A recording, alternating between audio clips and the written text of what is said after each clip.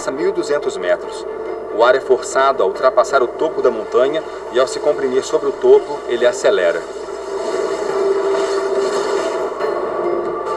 Eles o medem pontualmente a cada hora, 24 horas por dia, 7 dias por semana. Está soprando a mais de 160 quilômetros agora. O gelo se forma mais depressa sobre os instrumentos. Temos que remover esse gelo. Apesar do vento extremo, temos que fazer isso de hora em hora.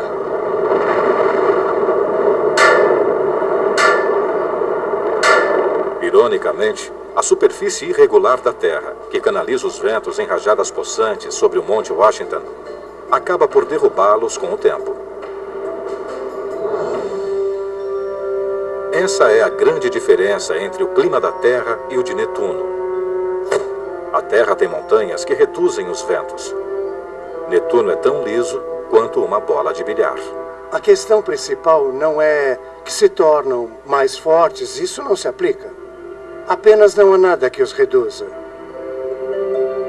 Simplificando, quando os ventos de Netuno sopram, não há nada que os atrapalhe. Como um vento de Netuno com velocidade média de 1.360 km nos afetaria aqui na Terra?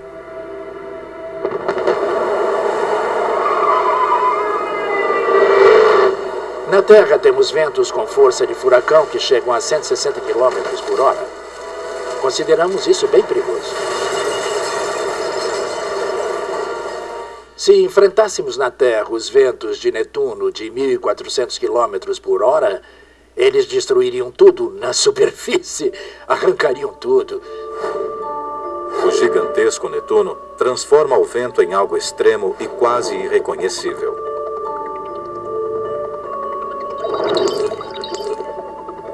Mas, orbitando além dos anéis de Saturno, há uma pequena lua que faz a mesma coisa com a chuva. Esta é Titã, onde uma pancada de chuva diária transformaria a Terra numa bola de fogo explosiva.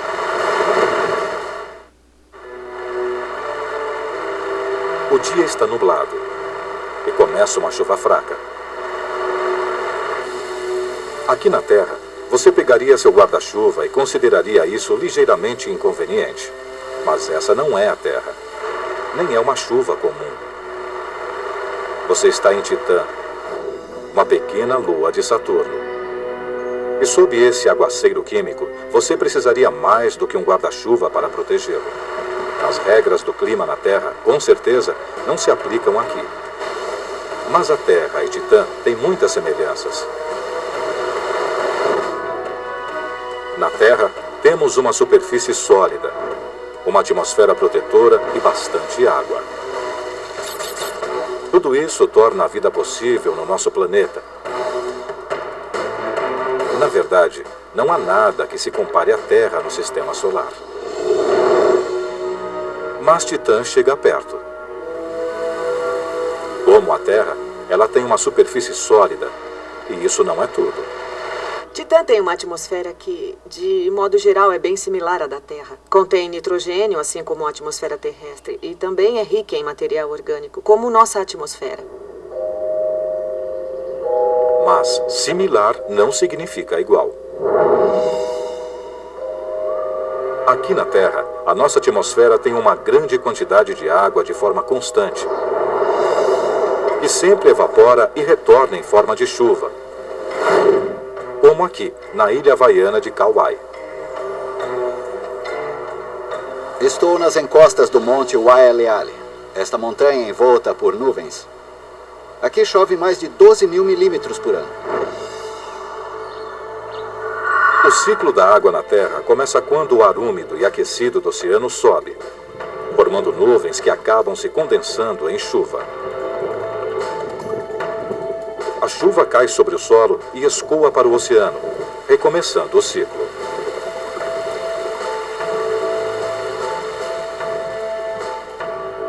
Quando a água evapora, ela absorve a radiação solar. Ao se condensar, ela libera toda essa energia na atmosfera. E essa transferência de calor ajuda a moderar as condições na Terra. A água da Terra armazena até 80% do calor do Sol, ajudando a manter a temperatura. do Equador aos polos. Os cientistas teorizam que Titã possa ter água ou algum outro líquido que talvez produza um efeito similar.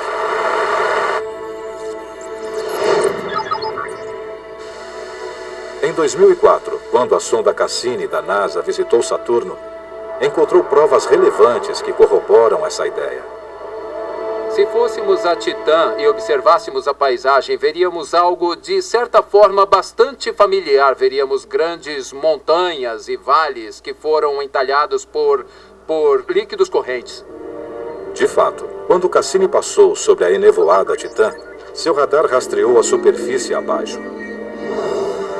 Os cientistas viram canais cortando a superfície, assim como fazem os rios na Terra. Alguns com 1.400 quilômetros de extensão. O primeiro forte indício de líquido em Titã. Há grandes massas líquidas na superfície de Titã. Em nenhum outro lugar do Sistema Solar, a não ser na Terra, há algo assim. Será que a água, o líquido que entalha as montanhas e vales da Terra, também estaria deixando seus traços na superfície de Titã? Ou seria outra coisa? O problema é que Titã está muito distante do Sol. Se fosse água, estaria congelada. Faz 180 graus Celsius negativos em Titã, e as coisas lá não se comportam como na Terra. Devido ao frio intenso, o metano, que é um gás na Terra, é um líquido em Titã. Um mistério resolvido. Mas só porque o metano é um líquido na superfície de Titã, não significa que faça parte de um ciclo climático como a água na Terra. Como saber se esse metano também cai do céu de Titã? Essa resposta está envolta em mistério, literalmente. Titã é recoberta por uma espessa névoa com partículas de fumaça, semelhante a um dia ruim em Los Angeles. Apesar da névoa, a sonda Cassini mais uma vez revelou a resposta. Vemos as nuvens superiores e indícios de chuva porque as nuvens precipitam-se de repente. Hipoteticamente, trata-se de uma chuva. Chuva de metano. Achamos que Titã tem monções de metano. Também achamos que, às vezes, a chuva é tanta que pode entalhar rios e deixar grandes depósitos fluviais na superfície. As imagens do radar da Cassini também revelaram grandes mares de metano na superfície de Titã. Quando há metano líquido na superfície, num lago, por exemplo, esse metano pode evaporar e se transformar em gás metano na atmosfera. Há um ciclo do metano entre a fase líquida e a fase gasosa e entre a superfície e a atmosfera. É bem similar ao ciclo da água na Terra. Mas o metano é um gás inflamável. Então, por que Titã não pega fogo? Qualquer combustão exige duas coisas: combustível, e o metano é um combustível, e o oxigênio, que inexiste em Titã. Temos um grande recipiente de combustível, mas nenhum oxigênio para queimá-lo. É tudo muito estável. Se fizesse bastante frio aqui na Terra, e isso gerasse uma chuva de metano, o oxigênio em nossa atmosfera criaria um incêndio mundial.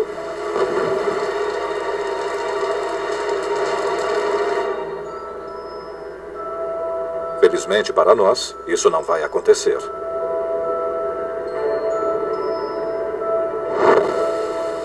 O ciclo do metano em Titã a torna estranha e familiar a nós. Considero Titã fascinante, porque todos os materiais são muito diferentes e, no entanto, esses processos geram paisagens bem similares à que vemos na Terra. Titã prova que, no que diz respeito ao clima, as aparências enganam. Em Júpiter, a questão envolve tamanho. Se a grande mancha vermelha atingisse o nosso mundo, ela faria nossos piores furacões parecerem brisa.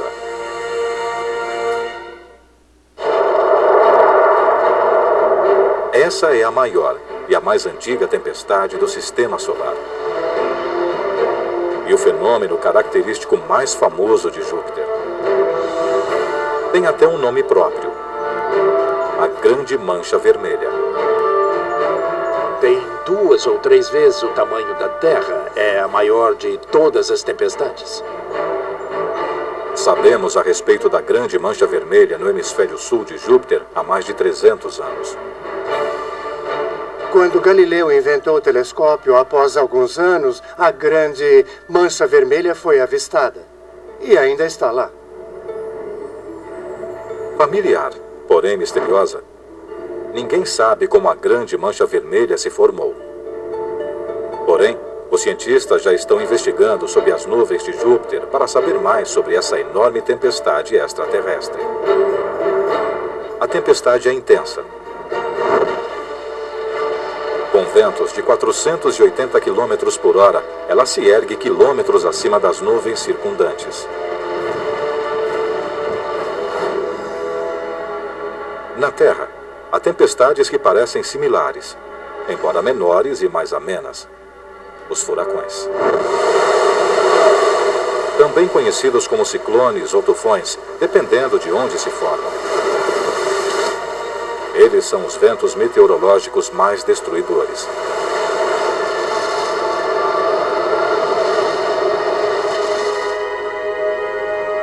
No entanto, há mais do que uma ligeira semelhança entre os ciclones da Terra e a Mancha Vermelha de Júpiter. Se olharmos a Terra do espaço, um furacão apresenta um padrão amplo e giratório. É circular e gira. Júpiter exibe padrões amplos, circulares, nebulosos, que também giram. A similaridade acaba aí. No furacão, nós temos um núcleo interno chamado o olho do ciclone tropical. É uma região de ventos muito calmos, sem nuvens, com cerca de 10 ou 20 quilômetros de diâmetro. Longe do núcleo fica a parede do olho. São áreas nebulosas com muita chuva e, à medida que nos afastamos, há uma região de algumas centenas de quilômetros com ventos e chuva muito fortes. Os furacões extraem força do calor em nossos oceanos. Mas Júpiter não tem oceanos. E o Sol não está perto o bastante para causar uma tempestade tão grande quanto a Grande Mancha Vermelha. Então, de onde viria a sua força? Parte da resposta está no tamanho de Júpiter. É o maior planeta do Sistema Solar, quase tão grande quanto todos os outros planetas juntos. Essa massa gera uma forte atração gravitacional, que, por sua vez, gera calor interno que sobe para a superfície. Outra peça do quebra-cabeça pode ser a rotação hipersônica de Júpiter. Apesar de ser bem maior que a Terra, os dias em Júpiter duram só 10 horas. Em outras palavras, ele gira incrivelmente depressa. Será que a energia oriunda desse giro vertiginoso alimenta a Grande Mancha Vermelha? O clima é dominado por esse giro veloz. Há ventos cruzados entre diferentes latitudes. E esse fenômeno, além de todo o calor que sobe do interior desse planeta enorme, que tem 290 vezes a massa da Terra, gera tempestades violentas. As tempestades de Júpiter e da Terra rodopiam num formato espiral familiar. Na Terra, isso se deve a um efeito chamado força de Coriolis. Estou no Polo Norte e quero jogar uma bola para um amigo que está em Los Angeles. Se eu jogar a bola nessa direção, a Terra vai girar e ela vai parar no meio do Pacífico, e não em Los Angeles. É como se a trajetória fosse desviada para a direita. Isso se chama força de Coriolis. Essa força gira as tempestades no sentido horário no hemisfério sul. Mas há uma nítida diferença entre a Terra e Júpiter. A Grande Mancha Vermelha está no hemisfério sul de Júpiter, mas gira no sentido anti-horário. Isso se deve a outros ventos possantes. Ela está sujeita a rajadas que se movem em direções opostas. Como uma roda dentada entre esteiras rolantes, elas injetam energia e momento no sistema. As correntes de ar complexas de Júpiter giram a tempestade num caos organizado. Mas a maior diferença entre a Mancha Vermelha de Júpiter e as nossas tempestades talvez seja a superfície sólida da Terra. Quando um furacão atinge o solo, ele se desintegra rapidamente. Seja no solo ou sobre as montanhas, seu comportamento é bem diferente de onde eles se formam sobre os oceanos aquecidos principalmente, que geram furacões. Em Júpiter não há superfície sólida. Sem nenhuma massa de terra para detê-la, a grande mancha vermelha continua girando, girando, girando.